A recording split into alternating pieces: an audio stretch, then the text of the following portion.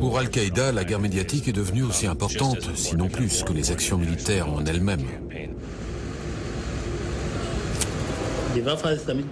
L'arme, c'est la caméra. Ce qu'il y a de plus impressionnant dans les films du djihad, c'est l'allure des guerriers qui s'apprêtent au combat. Ils respirent la force et l'orgueil. Et puis les discours de Ben Laden, bien sûr. Al-Qaïda ou Ben Laden doivent être les noms les plus connus avec Coca-Cola, sans doute aujourd'hui. Donc ça a une valeur commerciale et propagandiste formidable. Internet permet d'apprendre beaucoup de choses sur ce qui se passe réellement. On ne regarde pas la BBC ou CNN. Ils déforment les informations concernant les musulmans.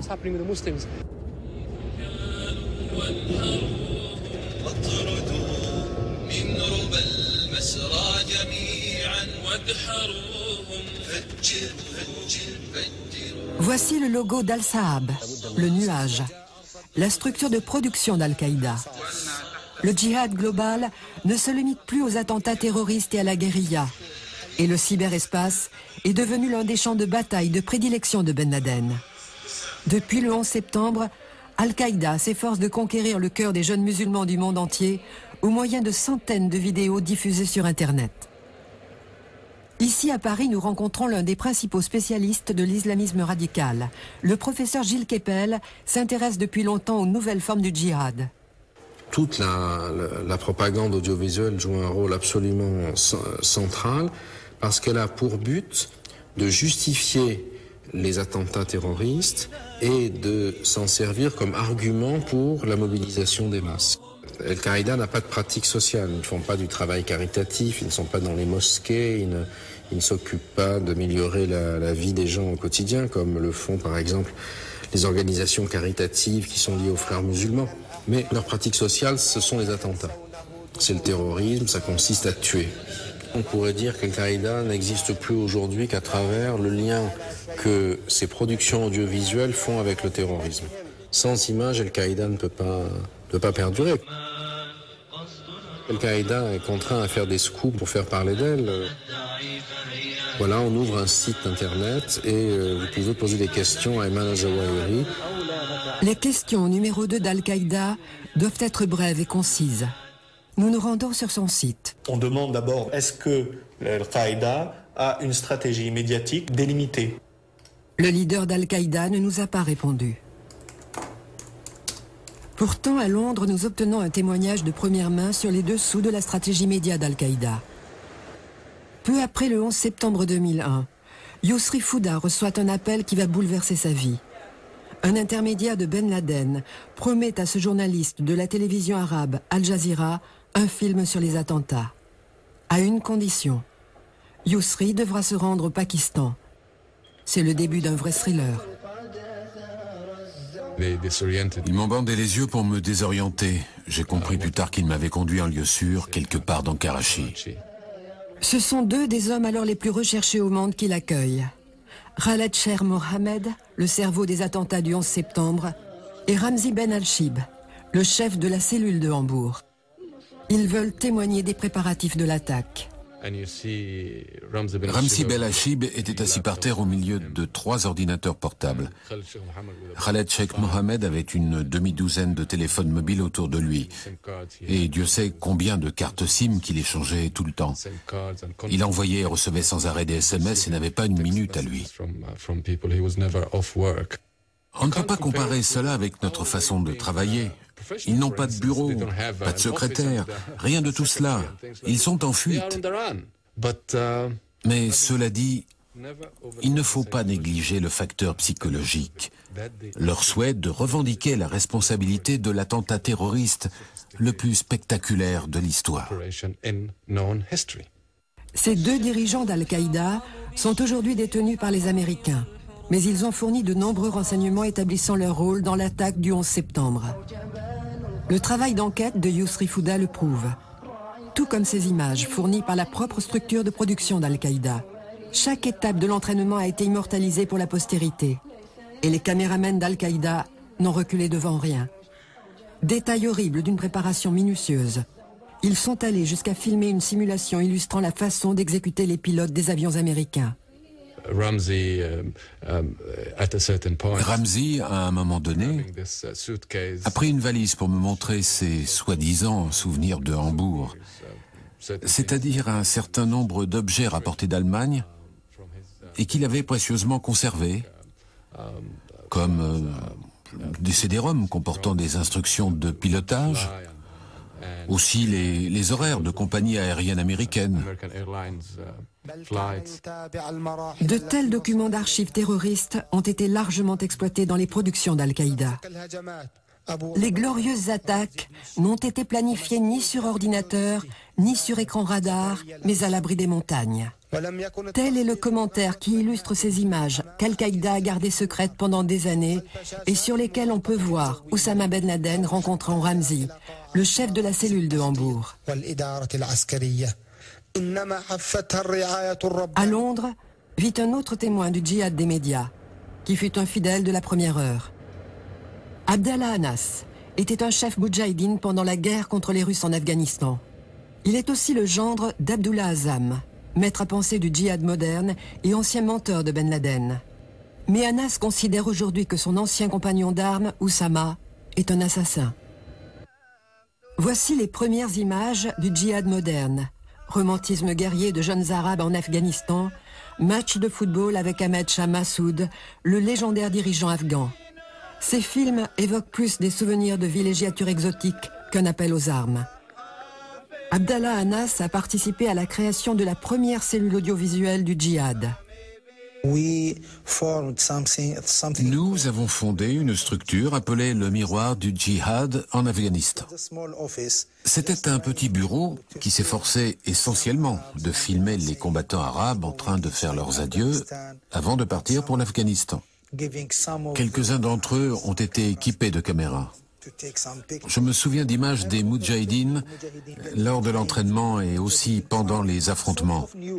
Ces vidéos prises sur le terrain et en direct n'avaient rien de professionnel.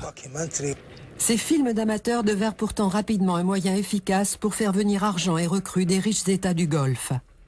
Ces photos sont issues des premières apparitions de Ben Laden dans une vidéo. Le commentaire le présente comme un chef arabe combattant héroïquement les Russes. De fait, Oussama a compris très tôt quel potentiel il pourrait tirer de ce média. Certains moudjahidines refusaient de se laisser filmer ou photographier pour des motifs religieux. Mais Oussama était tout le contraire. Il lui est même arrivé de demander à des journalistes de le filmer. Il n'était pas un homme à rester derrière la caméra. Il voulait être devant l'objectif. Un millionnaire qui renonce à tout pour aller rejoindre le djihad aux côtés de simples combattants. Ces toutes premières images de Ben Laden ont contribué à asseoir sa gloire. Loué soit Dieu qui nous a donné l'occasion de rejoindre le djihad, tout comme il avait accordé cette chance au prophète.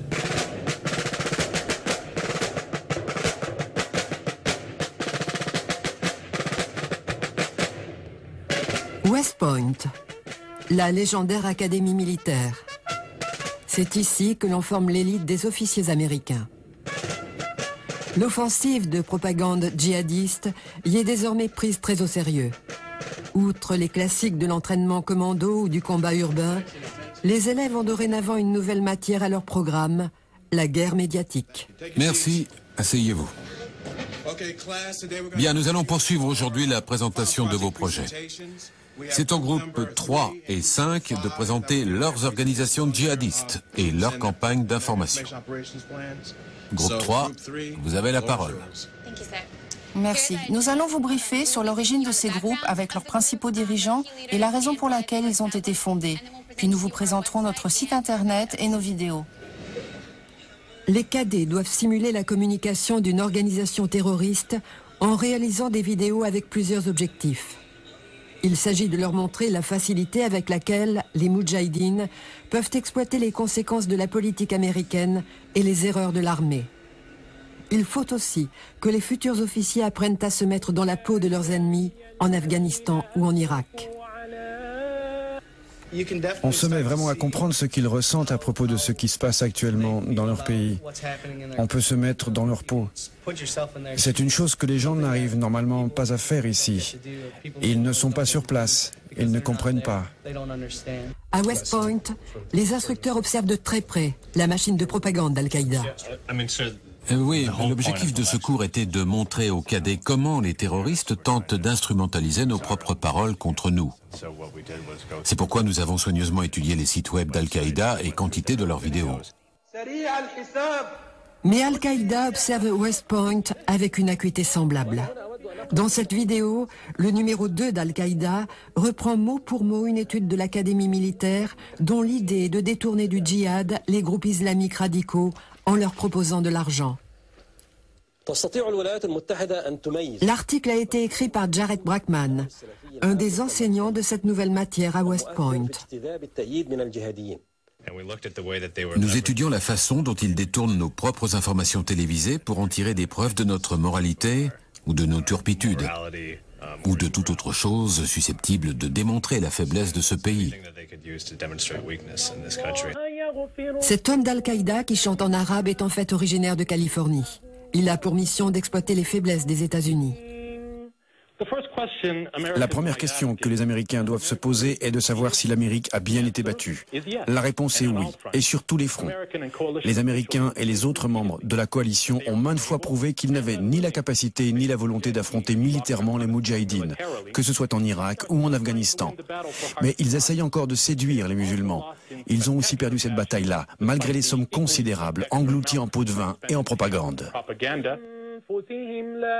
Bien que converti à l'islam, Adam Yaryeh Gadan aurait pu devenir cadet à West Point.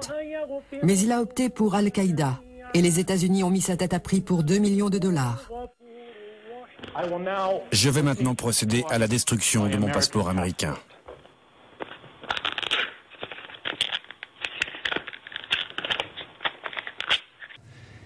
Le front, au sens où nous le connaissions, qu'il soit national ou international, n'existe plus. Le front est désormais partout. Il est à Manhattan, il est ici, il est chez nous. Je pense que les cadets l'ont compris. Berlin. Il s'y dessine un autre front, du moins en ce qui concerne la guerre des médias. C'est en Europe occidentale que la machine médiatique du djihad s'est développée. Les autorités allemandes soupçonnent Reda Sayam d'entretenir des relations avec Al-Qaïda. Lui-même se définit comme journaliste et musulman engagé. Aujourd'hui, ce ressortissant égyptien produit des vidéos sur ceux qui se convertissent à l'islam.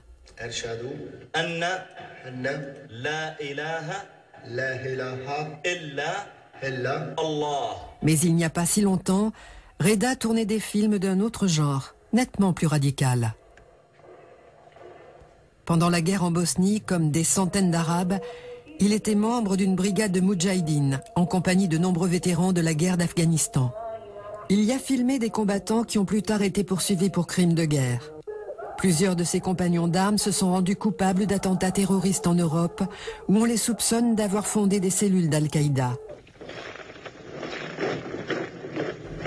Sayam est fier d'avoir contribué au développement des médias djihadistes par son travail en Bosnie.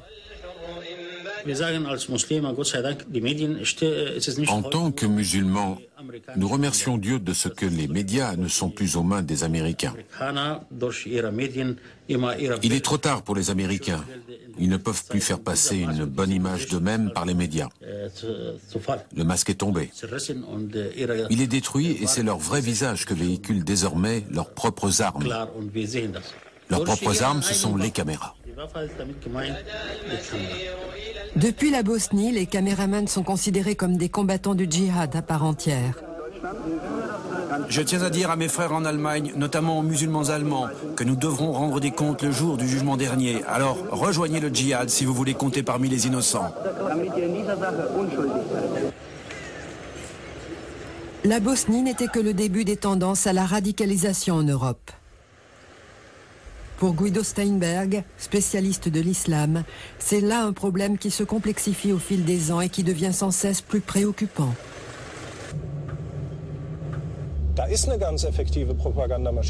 C'est une machine de propagande très efficace qui est ici à l'œuvre. Il n'y a qu'à regarder l'évolution de l'Internet djihadiste au cours de la dernière décennie. En 2001, tout cela se passait en arabe.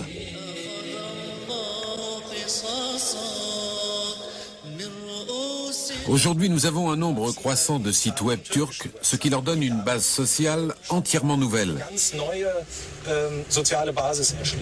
Les Turcs ont nettement tendance à se radicaliser à travers ces réseaux, d'où une sensibilité accrue à l'idéologie d'Al-Qaïda en Irak et ailleurs.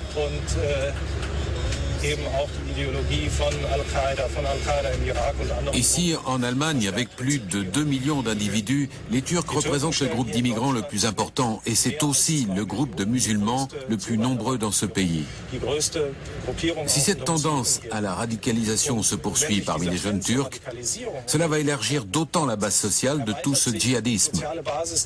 Par conséquent, le problème de sécurité que nous avions jusqu'à présent et qui se limitait essentiellement aux jeunes Arabes va devenir sensiblement plus grave. Des vidéos menaçantes sont directement adressées au gouvernement allemand et autrichien. Elles les exhortent à ne pas mettre en danger la sécurité et le bien-être de leur population par le soutien aux États-Unis. La sécurité d'État prend ces menaces très au sérieux. Des attentats ont été évités de peu. Les services spéciaux passent désormais la propagande d'Al-Qaïda au peigne fin. C'est une sorte de testament de martyr à l'état brut. Il fait ses adieux, embrasse son commandant, part, ensuite envoie l'explosion. Voici une vidéo d'Al-Qaïda en Afghanistan. D'après certains indices, des kamikazes allemands cachés dans l'Hindou Kush seraient en train de fomenter des attentats. Et il suffit de peu de temps pour radicaliser un citoyen ordinaire.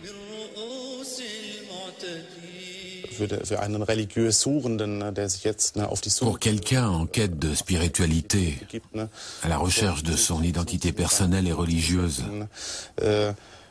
la probabilité est très forte qu'il tombe sur des radicaux.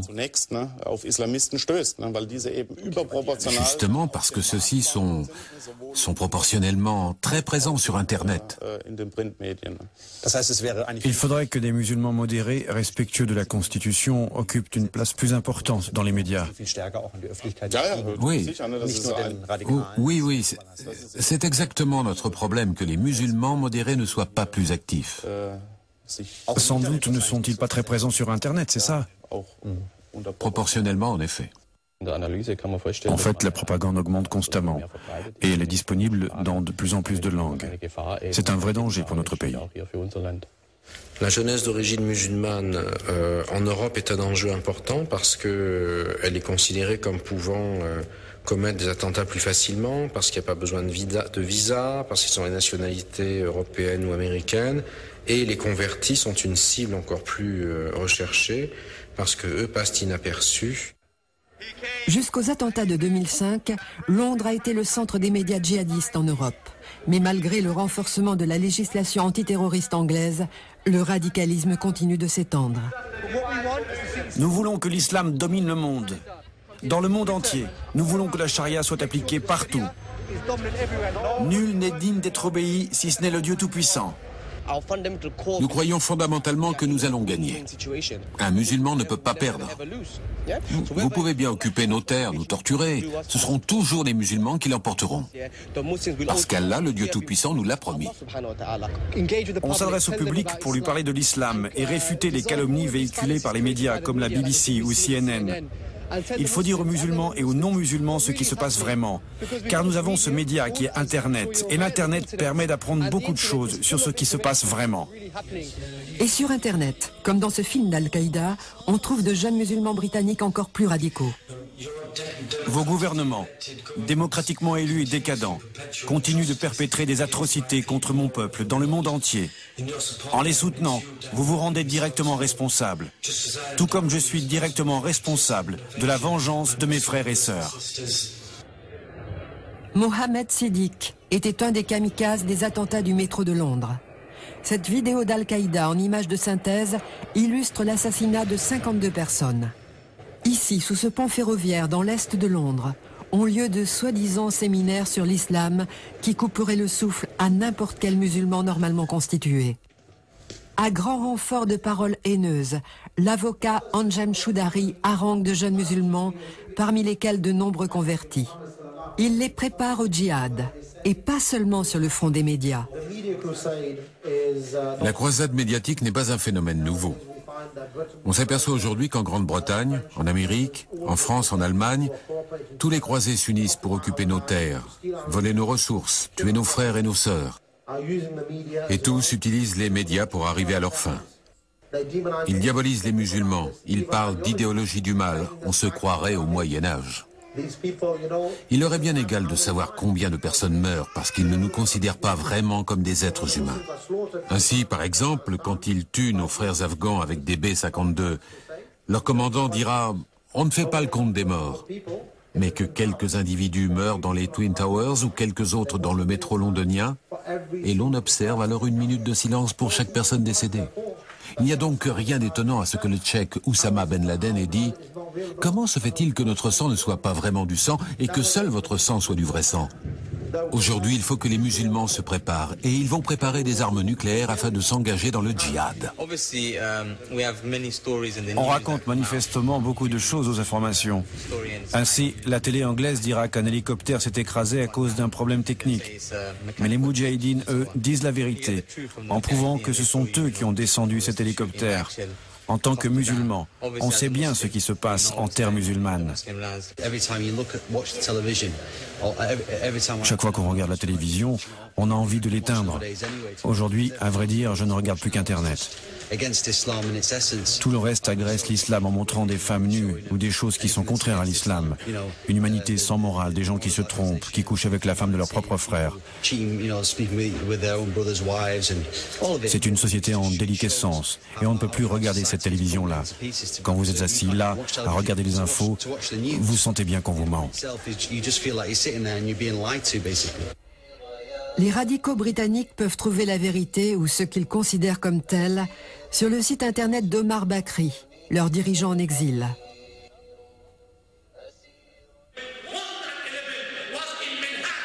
Il y a eu un 11 septembre à Manhattan. Dieu bénisse les responsables de ce 11 septembre. Ce 11 septembre-là n'était qu'une réaction à bien d'autres 11 septembre. Tripoli. C'est dans ce port libanais que nous rencontrons Omar Bakri, grand admirateur de Ben Laden et recruteur présumé du djihad. Il est interdit de séjour en Grande-Bretagne, ce qui ne l'empêche pas de continuer ses efforts pour radicaliser la jeunesse musulmane. Depuis sa nouvelle base, il diffuse par Internet ses messages et ses vidéos dans le monde entier. Et il est fier des graines qu'il a semées à Londres.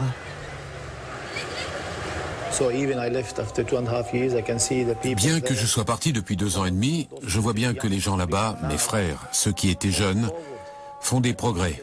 Au moins ils s'affirment haut et clair. Mes CD, mes messages radio et vidéo sont largement répandus parmi la jeunesse et dans le monde. Et ils ont vraiment déclenché une sorte de révolution. Les gens ont reçu un message clair qu'ils continuent d'étudier. Et je pense que ça aide les musulmans à comprendre la vraie nature du conflit entre la vérité et le mensonge, à comprendre ce qui s'est passé, à prendre leurs responsabilités, à savoir ce qu'ils ont à faire. Tripoli est la plus grande ville sunnite du Liban. Un environnement idéal au travail d'Omar Bakri, recruteur sympathique et efficace. Il nous montre la vieille ville où il est comme un poisson dans l'eau. Bien sûr, on se sent à l'aise ici. On est avec les nôtres, vous comprenez? Ces gens sont musulmans. On n'a pas de problème comme avec les Américains ou Britanniques qui sont corrompus. Ce sont des musulmans et on peut les saluer d'un salam alikoum. Ils croient en l'appel du cheikh Oussama Ben Laden. Ils le soutiennent. Ils ne le voient pas comme vous en Occident. Vous le voyez comme un terroriste alors qu'eux le voient comme un héros. Ben Laden, un héros, un symbole. Omar Bakri est un expert en matière de propagande. Il connaît les symboles du djihad et sait les utiliser pour manipuler la jeunesse musulmane. Omar possède quelques chevaux. Pour les Arabes, les chevaux sont les animaux les plus nobles qui soient, ce qui leur confère une grande valeur de propagande. Les chevaux sont indispensables à la préparation au djihad. Le prophète nous a demandé de prendre soin des chevaux qui sont étroitement liés au jugement dernier. Dans le Coran, le Dieu Tout-Puissant évoque souvent les chevaux. Voilà pourquoi le grand lion de l'islam, Oussama Ben Laden, apparaît fréquemment à cheval. Les chevaux jouent un rôle important dans la formation des guerriers. Parce que dans l'islam, l'équitation, la natation, la chasse, le tir au fusil, le combat font partie intégrante de l'entraînement au djihad. Mais dans les vidéos du djihad global, c'est tout de même le Coran qui est le symbole clé. Al-Qaïda veut faire croire qu'elle suit la parole de Dieu. Le Coran représente l'autorité et la Kalachnikov succède à l'épée comme symbole du pouvoir. Le drapeau noir était la bannière de guerre du prophète Mohammed et Al-Qaïda prétend tuer en son nom. Sur le registre symbolique, Al-Qaïda s'efforce d'abord de s'emparer du symbolisme islamique en général. Tout leur travail consiste à s'annexer le corpus de l'islam complètement et à considérer qu'ils sont les véritables représentants de l'islam, les véritables défenseurs de l'islam exact et authentique, face au dévoiement des oulémas du palais, des princes, des mauvais musulmans. Ben Laden choisit lui-même soigneusement les tenues de ses apparitions sur vidéo. La robe traditionnelle brodée d'or symbolise l'homme d'État. La veste de camouflage signifie « je suis un guerrier ». Là, tout de blanc vêtu, il se veut érudit religieux. En fait, il n'y a pas de normes vestimentaires particulières dans l'islam, du moins pas pour les hommes. Mais les disciples de Ben Laden interprètent jusqu'à la longueur et la couleur de la barbe. L'islam autorise les combattants sur les champs de bataille à se teindre la barbe pour se rajeunir afin d'envoyer aux musulmans du monde entier le message suivant. Je reviens car nous n'avons pas encore déposé les armes. Je crois réellement qu'Oussama Ben Laden prépare une nouvelle vague d'attentats. C'est ma lecture de son dernier message. Il menace, il prévient. Il envoie des signaux à ses frères en Amérique. L'eau est un autre symbole important dans les films du djihad. Le Coran décrit le paradis comme un jardin où rivières, cascades et fontaines récompensent les croyants de délices infinies. Les vidéastes d'Al-Qaïda utilisent ainsi la force symbolique de l'eau pour glorifier les martyrs censés jouir en priorité du jardin d'Éden. Des spécialistes des médias djihadistes, comme Reda Sayam, ont contribué à mettre en place un culte du martyr qui a de quoi laisser perplexe. Quand un combattant musulman meurt, son visage n'est pas celui d'un impie tué à la guerre, même si tous les deux ont été tués avec la même arme. Si vous êtes honnête, vous reconnaîtrez sur le visage du martyr qu'il a vu le paradis qu'Allah lui a promis.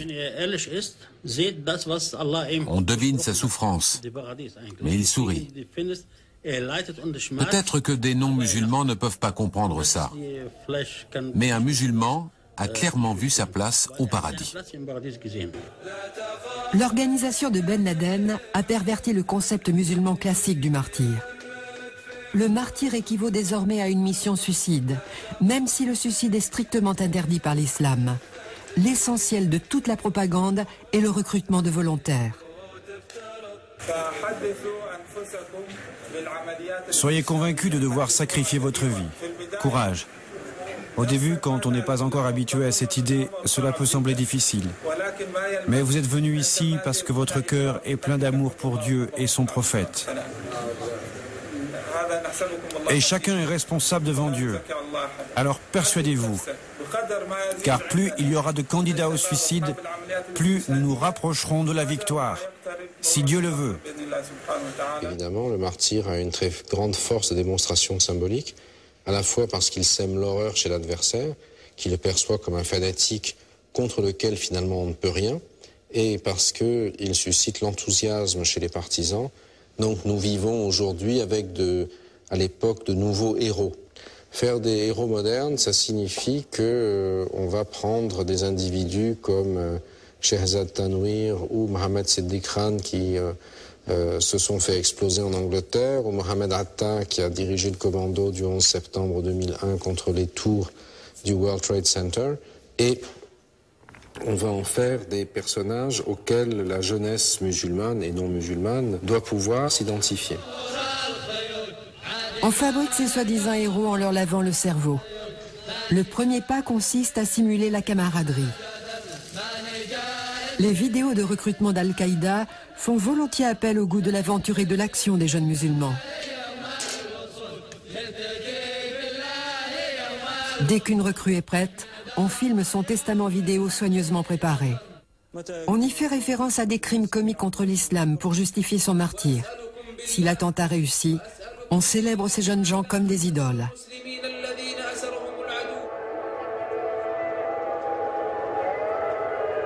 Le Caire est la plus grande ville musulmane au monde.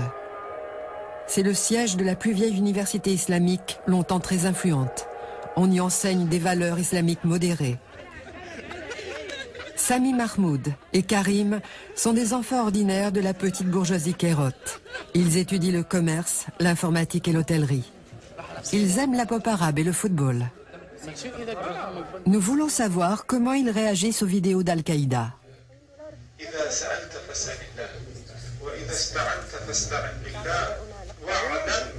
Si vous avez des questions, posez-les à Dieu.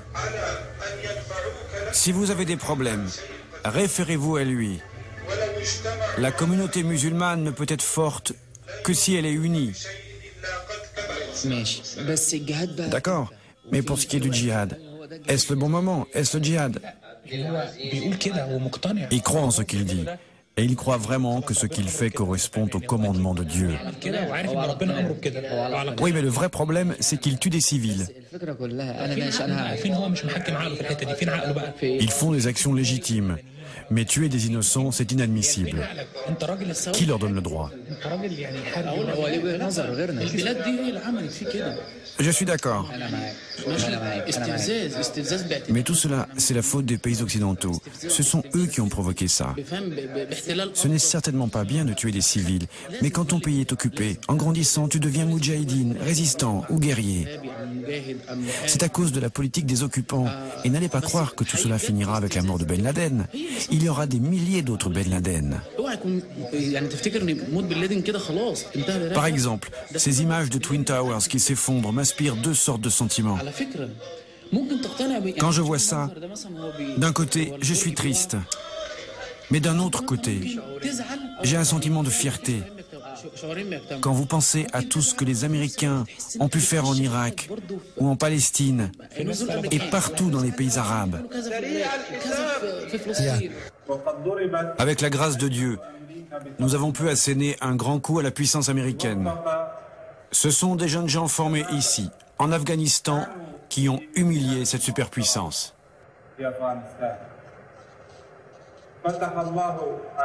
Ce genre de paroles ne laisse pas les jeunes Arabes indifférents. Il a une forte personnalité, c'est tout. Ses paroles sont fortes, elles ont de la grandeur. Et on a l'impression qu'il croit vraiment à ce qu'il dit. Les érudits religieux égyptiens très qualifiés ont longtemps joui d'une grande considération. Mais la propagande djihadiste les discrédite en dénonçant leur prétendue vénalité. L'imam Khattab attribue cette radicalisation croissante et son impuissance à changer les choses à la politique américaine, mais aussi à son propre gouvernement.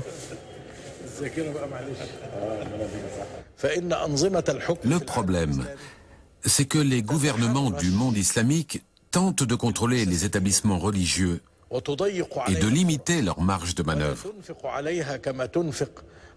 Nous sommes même moins subventionnés que le cinéma ou le théâtre.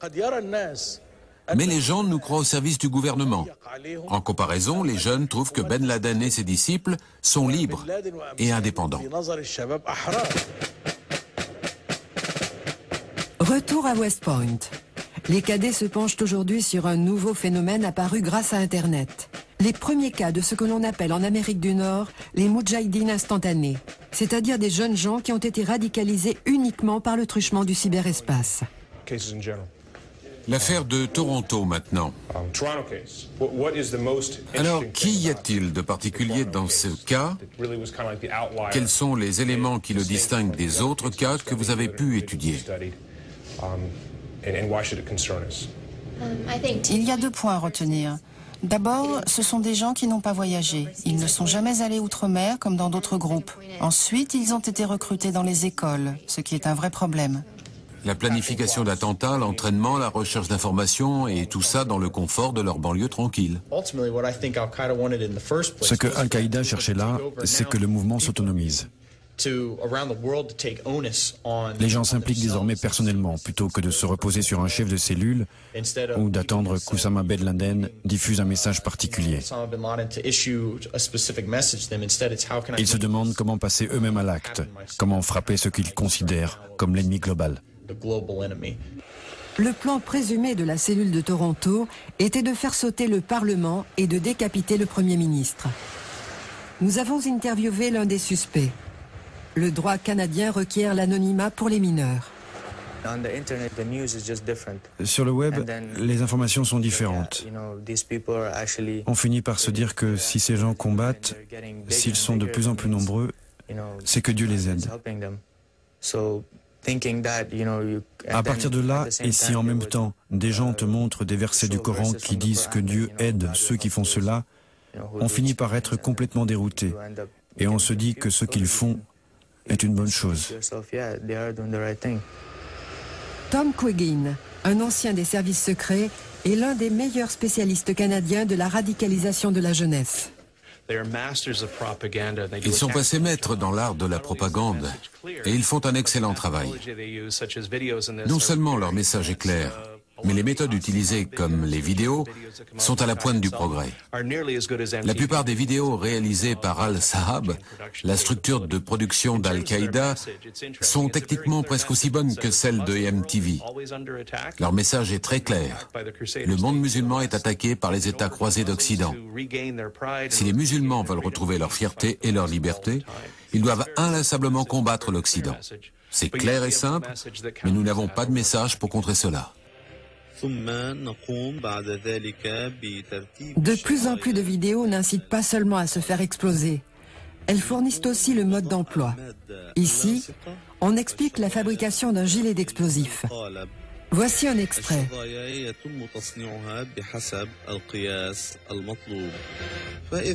Une fois que vous avez mis la colle sur les billes métalliques, vous pouvez modeler cette masse de façon à pouvoir la glisser dans la veste. Voici ce que cela donne. On vous montre même l'effet produit dans un autobus.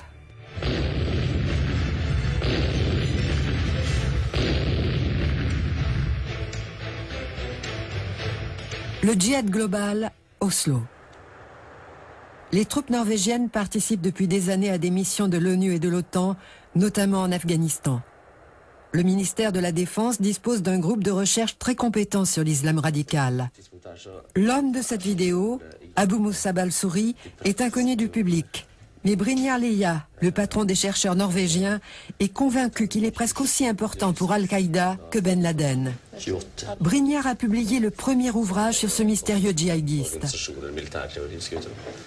Né en Syrie, mais détenteur d'un passeport espagnol, al-Souri parle 4 langues. Il a reçu un entraînement de combattant d'élite. Mais ce qui rend cet ingénieur et historien vraiment dangereux, c'est son rôle de stratège de la nouvelle Al-Qaïda. Ici, il explique que les djihadistes ne doivent pas tant former de groupes organisés qu'un mouvement flexible qui puisse répandre partout idées et plans via Internet. Al-Souri a vraisemblablement été arrêté au Pakistan en 2006 par les Américains. Mais ses nombreux textes et vidéos continuent d'inspirer les islamistes radicaux. What he suggests is that the message should be directed towards Al-Souri recommande de diffuser les messages directement vers les masses au lieu de se limiter à une élite. Les messages doivent être adaptés aux différents groupes ciblés. Il faut produire une gamme diversifiée d'outils de propagande pour répondre aux besoins des groupes djihadistes.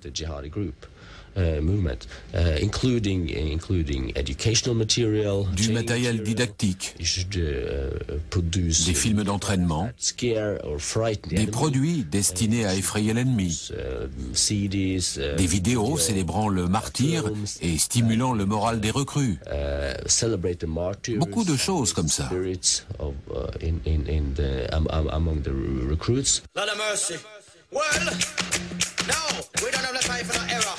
La fabrication de ces nouveaux produits destinés à soutenir le moral des troupes tourne à plein régime. Cette chanson rap, appelée Salles infidèles, n'est qu'un exemple parmi les messages du djihad moderne.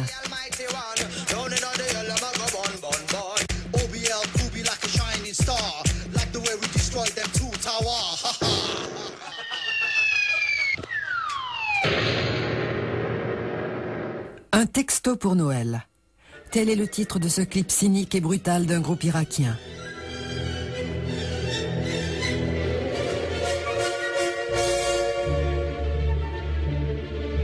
Les jeux vidéo sont la dernière trouvaille du répertoire d'Al-Qaïda. On pourrait considérer tout cela comme une plaisanterie de mauvais goût dans l'espace virtuel, si ces mêmes pages web nous fournissaient aussi le mode d'emploi pour le montage, l'entretien et l'utilisation de fusils d'assaut. Les experts norvégiens savent que les sites web doivent emporter la confiance des sympathisants. Alors le djihad médiatique dispose de ses propres canaux de distribution. On appelle Société djihadiste de médias une entité qui se présente en tant que groupe de communication et qui produit, reproduit et distribue du matériel de propagande sur Internet. La plupart sont probablement des travailleurs indépendants. Ils n'exercent pas nécessairement dans la même zone géographique, mais peuvent collaborer sur différents projets via Internet. Ces groupes de communication cherchent parfois du personnel qualifié, des gens maîtrisant le montage ou la traduction en telle ou telle langue. Ces cellules se répartissent sur toute la planète.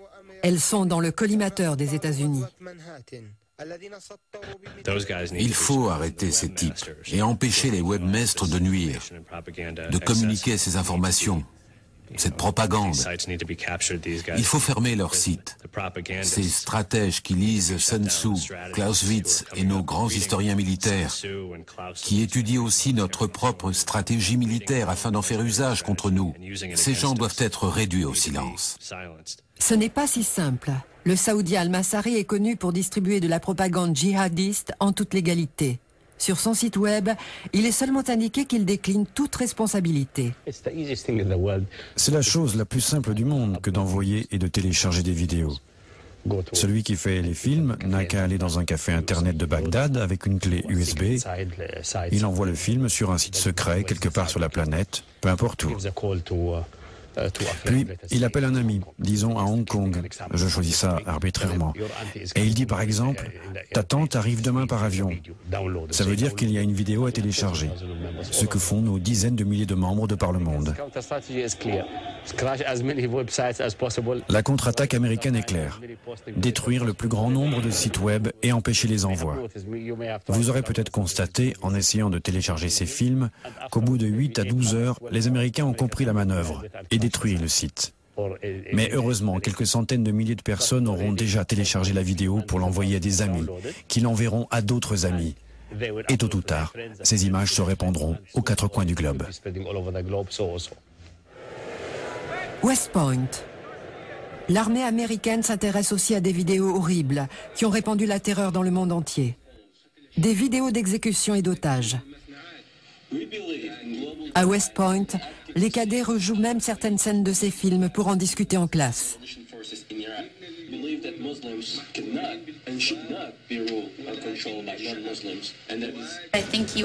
Je pense que cela nous permet de mieux comprendre notre ennemi dans le type de combat que nous avons à livrer. Il n'y a plus de front, plus de tranchées. Avec ça, on sait à quoi s'attendre dans ce genre de lutte.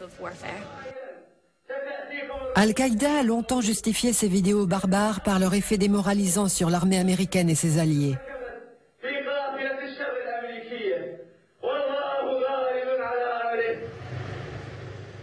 À Paris, nous rencontrons Georges Malbruno, qui a lui-même fait l'expérience dramatique des films d'épouvante djihadistes. Ce journaliste du Figaro a été retenu en otage en Irak durant 3 mois par un groupe qui a exécuté bon nombre de ses prisonniers. Dire à ma famille d'abord que tout va bien, on est donc de garder, on est... C'était effectivement notre grande hantise, c'était de nous retrouver en tunique orange parce qu'on savait que là c'était l'antichambre de la mort. Et donc là on avait très peur parce qu'ils utilisent, ils sont machiavéliques et ils utilisent les mêmes armes que l'Occident. Ils prennent l'Occident au mot et en faisant revêtir les otages de la tenue orange, ils leur renvoient un miroir. Le miroir est celui du camp de Guantanamo. L'Occident nous a déclaré la guerre, nous on répond, il faut porter la peur dans votre camp. Donc c'est bien aussi pour ça d'ailleurs que les vidéos montent dans la dramatisation. Quand ils ont montré en vidéo Kenneth Bigley, l'anglais, en tenue orange dans une cage, là je veux dire c'est absolument abject, quoi. Donc ils utilisent, c'est du sadisme, il y a un machiavélisme terrible. Donc toutes ces vidéos, ils savent très bien les utiliser. Ce sont les cinéastes de l'horreur. Même les sympathisants d'Al-Qaïda ont fini par trouver que ces vidéos poussaient l'horreur trop loin. Leur production a été provisoirement arrêtée, mais certains musulmans radicaux les défendent toujours. Le jour où Bigley a été décapité, mon propre frère et les collègues de bureau m'ont crié « Vous les musulmans, comment pouvez-vous faire des choses pareilles? Comment osez-vous » Et je leur ai répondu « Comment pouvez-vous parler d'un mécanicien d'aviation dont le travail consistait à réparer des hélicoptères avec lesquels on tire sur des femmes et des enfants? Comment osez-vous parler de cet homme-là sans jamais me demander ce que je ressens pour les femmes et les enfants qui sont massacrés tous les jours dans les pays musulmans et de par le monde, violés par les soldats? » Fin de semestre à West Point. Le temps est venu pour les cadets de faire le bilan de leur formation à la guerre médiatique.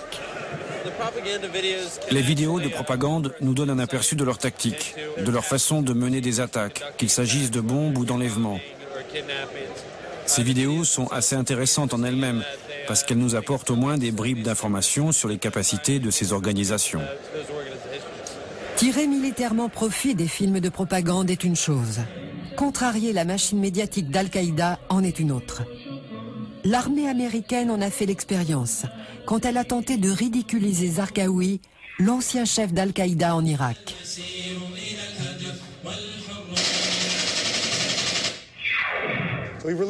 Nous avons diffusé cette vidéo qui le montre menant fièrement ses troupes dans le désert et tirant à la M249, une mitrailleuse légère.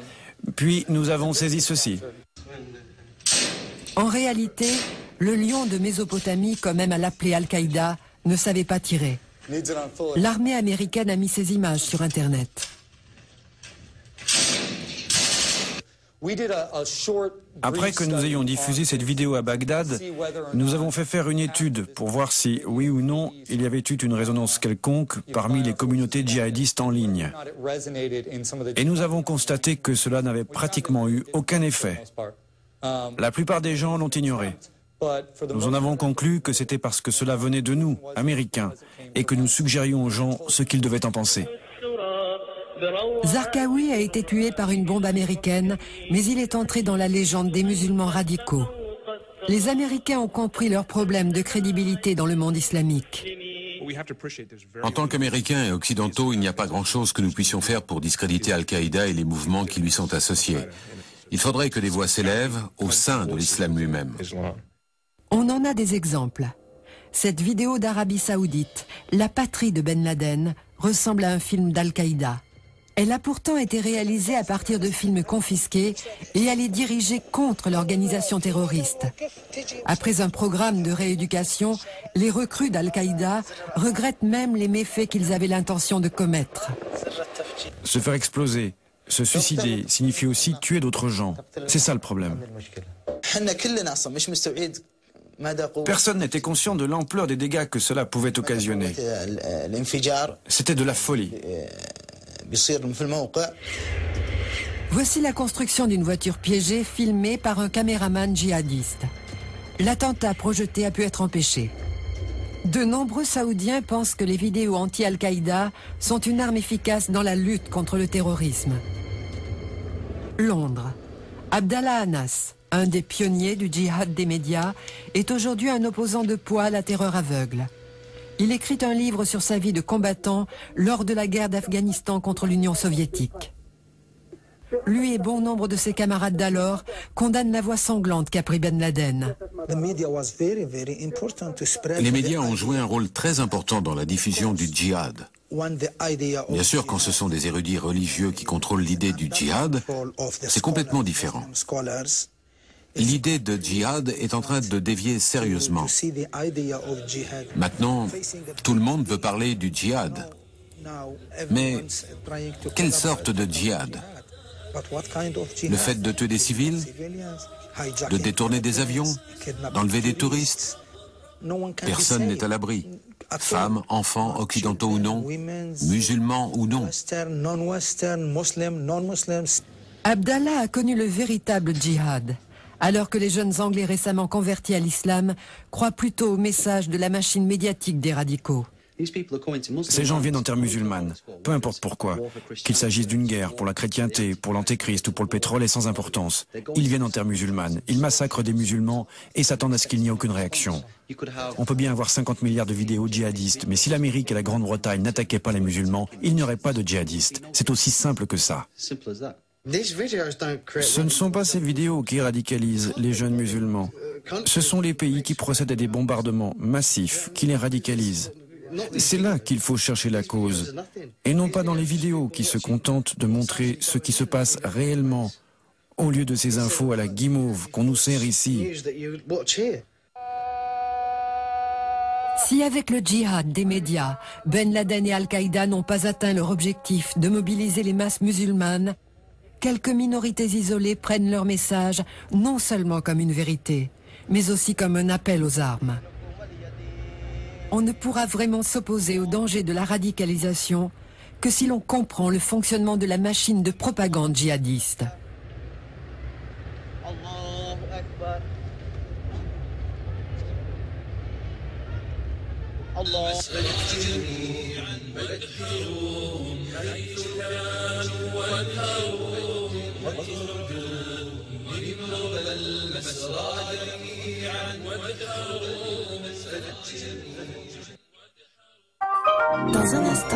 Dans un instant.